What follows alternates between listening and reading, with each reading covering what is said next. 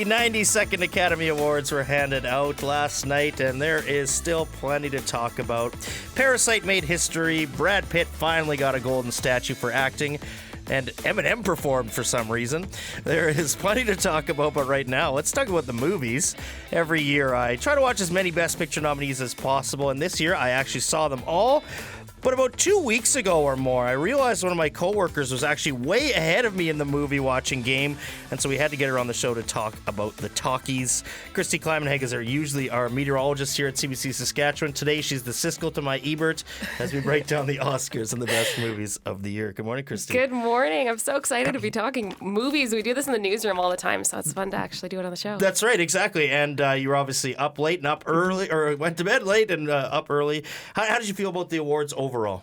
I loved it. I thought they were so great. I mean, my top 3 movies did really well. So, I mean, I'd have to enjoy it really well. But it was tons of fun. I do think I miss having a host a little bit at times. Like, it kind of... Yeah, me too. Especially the beginning. I just remember, like, Hugh Jackman in 2009 when he did his opening song with the, the things he made in his garage. Right, so on. yeah. So, I mean, he didn't. But right. Still, it was just a really fun way to start. So I do miss that part, but it was a great time. Yeah, I'm with you, too. A lot of people don't miss the host, but I do as well. It's kind of a nice thread, and like you said, Hugh Jackman was the best. Oh, I know. And Ellen getting pizza for everyone and the selfie. It's just like there's little moments that I do miss, but I know it kind of streamlines it, makes it a little shorter, which is nice. That's right. You're not up till midnight. You mentioned your top 3 movies did well. What were your top 3 movies? My top 3, Parasite and Jojo Rabbit and 1917 were my top 3. And I was just so all over the place with which one I liked the most. I would kind of rotate and say, no, 1917 is the best. No, Parasite's the best. Jojo, I loved it so much. So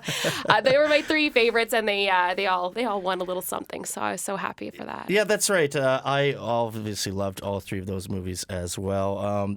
Did you have a top moment from the ceremony? For me, it was Bong Joon-ho's Best Director speech, where he's giving shout-outs to Martin Scorsese and Quentin Tarantino, and just...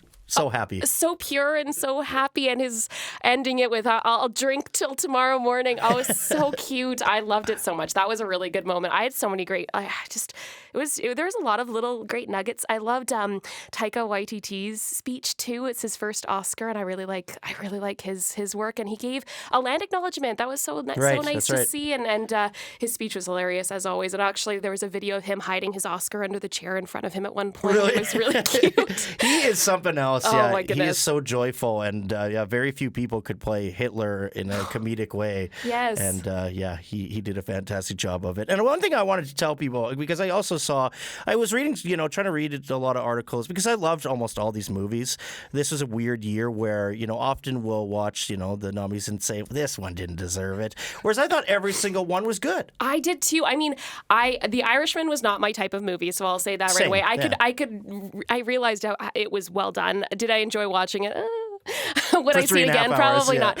But it's amazing that sometimes I watch the Best Picture winner and I'm like, it was okay. But this one, I feel like every single one of them could have won, and I wouldn't really be upset. Right, that's right. And what I was sort of getting to there very slowly as we did discuss all this is I was reading some of the criticism for Jojo Rabbit, and I understand that it's obviously an uncomfortable thing, but for people who haven't seen it, maybe a little eerie about this idea of a comedy about Nazis. Yeah. And I think that his heart, he's a terrible, bad person. He's offering this kid cigarettes every 2 seconds. And I think he does an excellent job of not making him a good guy. It's very comedic, but he's still a very terrible person. And I think it's just, it was one of those movies that really charmed me. And I know it's a very difficult topic, and you've got a funny Hitler in it. So like you say, it's kind of a difficult thing. But yeah, he's not a good guy.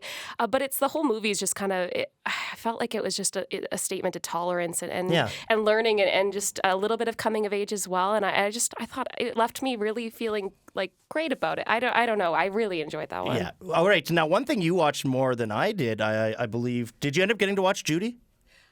I did watch Judy. You did, okay. So it was one of the only performances I didn't see.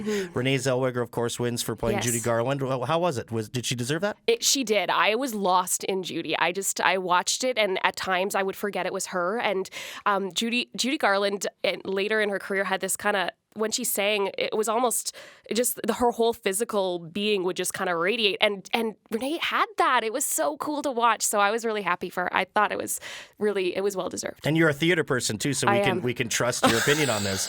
If you want. Definitely not the be all and say all. What's winner? I mean, we talked about JoJo quite a bit. I'd recommend that. I'm sure you would as well. Parasite, we both recommend as well. Winner or not, nominated or not, is there a movie that you would recommend people see? Knives Out. See Knives Out. I loved Knives Out. It was nominated for one. It didn't win, but I thought that one it's a lot of fun, and it's a really, and Daniel Craig doing a deep Southern accent is just hilarious. And also I voted for best cinematography on my ballot for Lighthouse, and I thought it was really cool. That one's a hard one to recommend because it is a tricky one. It's hard for some people to watch because it's a lot coming at you, but it was really cool. That's been on my list too. Oh, it's a ride. Okay, good. No, I like that. Yeah, I mean, it just looks stunningly made. I would recommend that everybody, Christy, yourself included, we were texting about this yesterday, actually. I watched for the first time all the live action short films, and I was absolutely blown away by how good these are. And a lot of them you can just see on YouTube. The one, Nefta Football Club, it's a weird kind of comedy. You don't expect it to be a comedy, and the ending is shocking in the best way possible. So check that out. And then The Neighbor's Widow, which won short live action film short. They won the Oscar for that. The Neighbor's Window. Tears. Instant. It deserved an Oscar. I know I usually miss those ones, but I really should give them a watch. And it gives, keep the Oscars stuff rolling. That's right. And like I said, I always miss the short ones, but they're just so powerful. They pack so much into 20 minutes. It's incredible. Yeah. They'll be on my list for sure. Christy, Ted Dower's coming into the door to give us some news, but we also filled out a form on not who we thought was going to win, who our favorite movies were. I got 14 out of 20. Oh, I got 8. I got 8.